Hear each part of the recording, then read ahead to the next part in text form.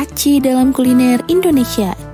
Cilok, cireng, cibai, dan saudara-saudaranya. Tepung tapioka atau aci, bahan sederhana yang sering dianggap remeh, ternyata punya peran besar loh dalam dunia kuliner Indonesia. Dari cilok yang kenyal, cireng yang gurih, hingga cibai yang meledak di mulut, aci bukan sekedar tepung, tapi simbol kreativitas dan kehangatan budaya. Aneka makanan yang akrab di lidah Indonesia saat ini, selain berasal dari tepung terigu, ternyata ada andil tepung tapioka. Tepung putih bersih dengan tekstur lembut itu membuat hasil akhir penganan kenyal atau terasa lebih kenyal. Tepung tapioka dikenal juga dengan nama tepung kanji atau tepung aci. Aci adalah hasil olahan dari pati singkong. Teksturnya kenyal, elastis, dan bisa menyerap rasa dengan baik. Di tangan para pedagang kaki lima, aci berubah jadi berbagai bentuk jajanan yang menggoda. Penggunaan istilah tepung tapioka dan aci secara bergantian dalam berbagai konteks menunjukkan adanya identitas ganda dalam persepsi pasar dan pengguna. Istilah tapioka lebih sering dikaitkan dengan konteks formal, industri, atau aplikasi global, termasuk informasi nutrisi dan penggunaan non-pangan. Sebaliknya, aci secara kuat mengacu pada penggunaannya dalam makanan jajanan tradisional Indonesia dan masakan rumahan, terutama populer di Jawa Barat dan di kalangan generasi muda. Nah, mengutip Jurnal Ilmiah Fakultas Ilmu Budaya Universitas Padjadjaran yang bertajuk Bertumbuh dan Mengakar Sejarah Pembudidayaan Ketela Pohon di Indonesia, karya Fadli Rahman tahun 2021, singkong diperkirakan mulai dibudidayakan sekira 5.000 tahun lalu. Hingga akhir abad ke-19, kebanyakan peneliti bersepakat singkong berasal dari Amerika Selatan. Mereka mengamati bahwa Brazil adalah daerah asal yang paling mungkin karena kawasan ini adalah rumah bagi pertumbuhan aneka ragam singkong terbesar. Spesies tanaman asli dari wilayah utara dan timur laut Brazil itu seiring waktu menyebar dan beradaptasi dengan baik di berbagai belahan dunia, termasuk Afrika Barat dan Asia Tenggara. Hal itu terjadi berkat kemampuannya tumbuh subur di kondisi panas dataran rendah tropis. Singkong adalah salah satu dari sekian banyak jenis tanaman dari benua Amerika yang dibawa masuk secara bergelombang ke Nusantara sejak abad ke-16 oleh para pedagang Portugis dan Spanyol. Fakta bahwa singkong yang ada di Indonesia tidak dapat dilepaskan dari pengaruh Portugis dan Spanyol adalah penyebutan kata ketela yang diserap dari kata castella. Pada abad ke-16 bahkan hingga abad ke-17, ketela pohon belum menjadi komoditas pangan yang populer di Nusantara. Sejak awal persebarannya di Jawa sekira 1860-an hingga menyebar ke Sumatera dan seluruh pulau, ketela pohon berkembang menjadi komoditas pangan yang penting di Indonesia sepanjang abad ke-20. Popularitas ketela pohon sebagai bahan makanan rakyat secara bertahap meningkat sehubungan dengan terjadinya alih fungsi lahan kopi di dataran tinggi di Jawa Barat dan Jawa Timur. Tidak seperti jenis umbi-umbian lainnya, ketela pohon juga merupakan tanaman komersial yang selalu memiliki pasar siap pakai selain digunakan sebagai sumber makanan lokal. Di samping itu, ketela pohon umum diolah menjadi tepung tapioka dengan pabrik-pabrik pengolahannya di Hindia yang dimiliki oleh orang-orang Tionghoa dan Eropa, serta produknya diekspor ke pasaran Eropa. Jelang tahun 1900, pertumbuhan budidaya ketela pohon di Jawa Barat mendorong pertumbuhan industri tapioka di Bandung dan Garut, yang mana produknya diekspor hingga ke Singapura dan Inggris. Kata tapioka punya akar linguistik yang dalam. Berasal dari bahasa lokal tipioca yang digunakan penduduk asli di bagian timur laut Brazil. Ketika penjelajah Portugis pertama kali mendarat di wilayah tersebut sekira tahun 1707, kata itu diserap ke dalam bahasa Portugis dan bertransformasi menjadi tapioka yang kita kenal hingga saat ini. Nah, sejarah masuknya singkong ke Indonesia diwarnai berbagai narasi yang terkadang saling bertentangan, mencerminkan kompleksitas catatan sejarah. Salah satu teori yang paling umum menyatakan bahwa singkong pertama kali dibawa ke Indonesia oleh bangsa Portugis sekira abad ke-16. Tanaman ini diperkirakan pertama kali ditanam di Maluku sebelum kemudian menyebar luas ke seluruh penjuru Nusantara. Beberapa sumber secara umum menyebut Portugis sebagai pembawa singkong ke bumi Nusantara. Meski begitu, ada juga pandangan peneliti lain yang mengungkapkan bahwa singkong baru diperkenalkan ke Indonesia sekira tahun 1850-an. Menurut teori ini, singkong dibawa dari Peru oleh pemerintah kolonial Belanda. Nah, keberadaan narasi yang berbeda ini menunjukkan sifat catatan sejarah yang berlapis dan seringkali tidak lengkap, terutama terkait introduksi tanaman pada era kolonial versus pengetahuan pribumi. Menariknya, terdapat pula teori lokal yang menyatakan bahwa singkong mungkin sudah ada di Indonesia jauh sebelum kedatangan bangsa Eropa. Disebutkan bahwa pada masa Majapahit, singkong telah menjadi makanan para pertapa, seringkali dicampur nasi sebagai simbol menanggalkan kemewahan duniawi. Jika teori ini benar, singkong bukanlah tanaman yang dibawa Portugis atau Belanda, melainkan tanaman asli Indonesia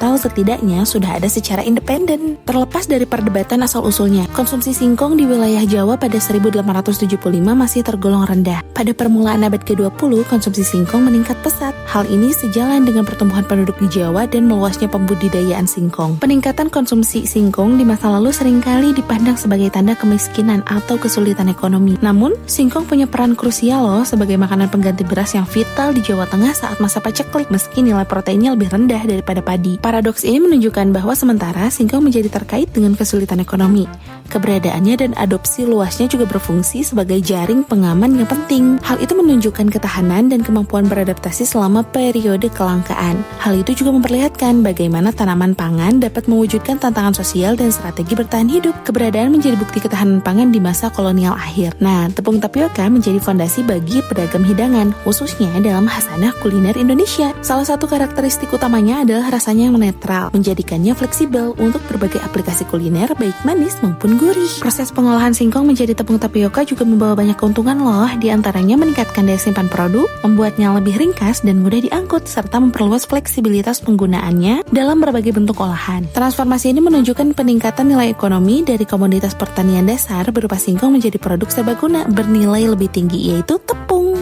Makanan berbahan dasar aci mencapai ratusan jenis loh, termasuk turunan maupun variannya. Pada tahun 1980-an muncul makanan populer bernama cilok alias aci dicolok dan cireng alias aci digoreng. Lantas pada tahun 1990-an hingga 2000-an muncullah beragam jenis olahan aci yang umumnya berasal dari Bandung, Garut, dan Tasikmalaya. Sebut saja cireng yang murni makanan dari aci yang diuleni air panas maupun air dingin lalu digoreng. Iya, kini sudah banyak varian diantaranya cireng isi, cireng banjur, dan cireng crispy. Cireng merupakan makanan ringan berupa gorengan aci yang renyah di luar dan kenyal di dalam. Belakangan, cireng banyak yang dikreasikan dengan menambahkan varian isian selain bumbu kacang. Misalnya, cireng isi ayam pedas atau keju lumer. Cireng dibuat dari tepung tapioka yang dicampur air panas sebagai bahan utama, serta bumbu-bumbu halus seperti garam, lada, bawang putih, dan bawang merah untuk menambah cita rasa pada kulit cireng. Sedangkan cilok adalah jajanan populer yang terbuat dari tepung tapioka, air, dan bumbu-bumbu sederhana. Adonan dibentuk menjadi bola-bola kecil, kemudian direbus hingga menghasilkan tekstur kenyal dan rasa gurih khas. Cilok umumnya disajikan dengan saus kacang, saus sambal, atau diberi tambahan isian seperti daging atau telur. Contoh resep yang menarik adalah cilok saus keju.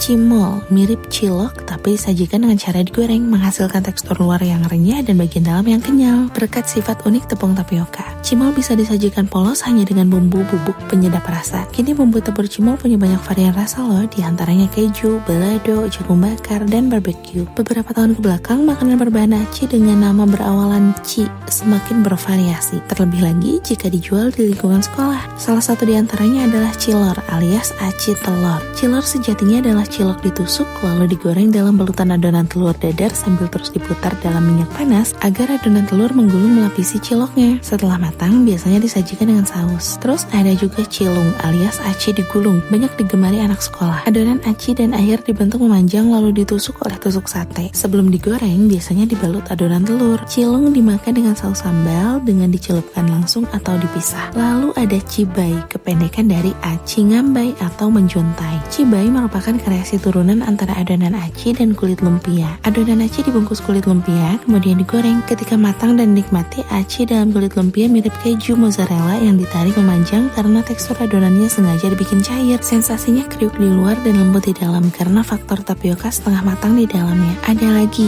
cipak atau aci dempak. Makanan ini mirip adonan cireng, tapi bentuknya seperti koin dengan diameter sekira 4 cm.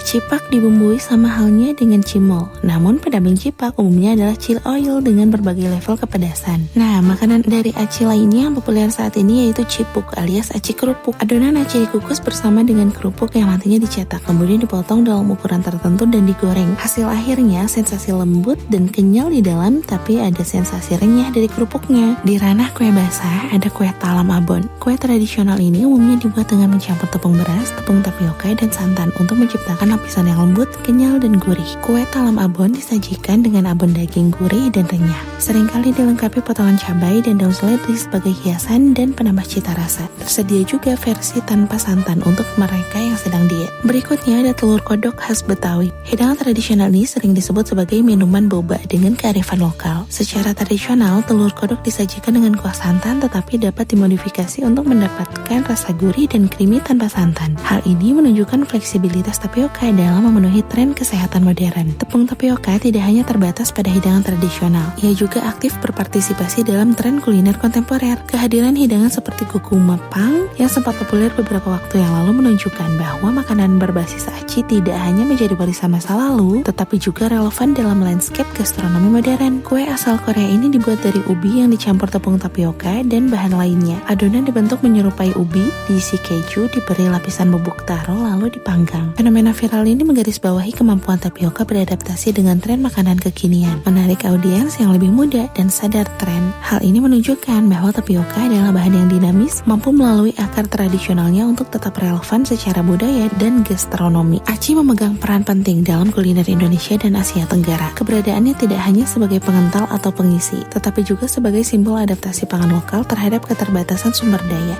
Di Thailand, aci dipakai dalam muping atau bakso babi panggang. Kalau di Vietnam, aci menjadi bahan dasar ban botlo, sejenis kue isi udang. Di Filipina, aci digunakan dalam kue tradisional yang disebut palitau. Dulu, makanan berbasis aci sering dikaitkan dengan kelas sosial menengah ke bawah karena harganya yang murah dan mudah didapat. Namun, dalam perkembangannya, makanan seperti pempek atau cimol telah mengalami gentrifikasi kuliner. Makanan berbahan aci seperti rojak cireng atau cireng banjur kerap dihidangkan di restoran mewah dengan harga lebih tinggi loh. Terjadi perubahan pola makan masyarakat modern. Contohnya nih, di Jawa Barat, singkong selain dimanfaatkan daunnya sebagai lalapan, masyarakat mengolah singkong menjadi beragam olahan. Produksi dan konsumsi singkong di Jawa Barat terhitung terus meningkat dari tahun ke tahun. Nah, berdasarkan data Badan Pusat Statistik Jawa Barat tahun 2012, produksi singkong di Jawa Barat meningkat. Tahun 2010 dihasilkan 2 juta ton singkong, sedangkan tahun 2011 dihasilkan sekira 2.050.000 ton. Dengan semakin banyaknya produksi singkong, produksi tepung tapioka pun meningkat. Hal ini mempengaruhi pula kemunculan berbagai tren baru kuliner berbasis aci. Singkong memiliki cita rasa unik dan dapat diolah menjadi berbagai jenis makanan tradisional ikonik seperti keripik, getuk, dan tape yang mengakar dalam khasanah kuliner Nusantara. Di kampung adat Cirende, Cimahi, Jawa Barat, singkong tidak hanya makanan, ia juga fondasi budaya yang mendalam. Masyarakatnya menjadikan rasi atau beras singkong sebagai makanan pokok utama, secara sadar menggantikan nasi. Filosofi di balik pilihan ini sangat mendalam. Ia merupakan bentuk perlawanan terhadap penjajahan Belanda, melambangkan ketahanan, kemandirian, dan perjuangan untuk kemerdekaan lahir dan batin. Proses makan rasi di Cirende punya makna spiritual yang mendalam, bukan hanya berorientasi pada kebutuhan jasmani. Nilai-nilai ini diwariskan secara turun-temurun. Penggunaan singkong di Cirende mencerminkan kearifan lokal dalam memanfaatkan sumber daya alam yang tersedia secara berkelanjutan. Singkong menjadi bagian integral dari identitas budaya masyarakat Cirende, melambangkan warisan turun-temurun petuah agar tidak terpaku hanya pada satu jenis bahan pangan pokok. Pilihan ini menunjukkan bagaimana makanan dapat menjadi simbol kedaulatan pangan dan identitas budaya, mencerminkan semangat komunitas yang gigih. Berkat luasnya kebun singkong dan beragamnya olahan singkong sebagai makanan sehari-hari, kampung Cirende bahkan mendapat julukan kampung singkong. Singkong juga punya nilai ekonomi signifikan dan berpotensi menguntungkan masyarakat, terutama petani. Data tahun 2008 menyebut volume perdagangan tepung tapioka di Indonesia mencapai 2,9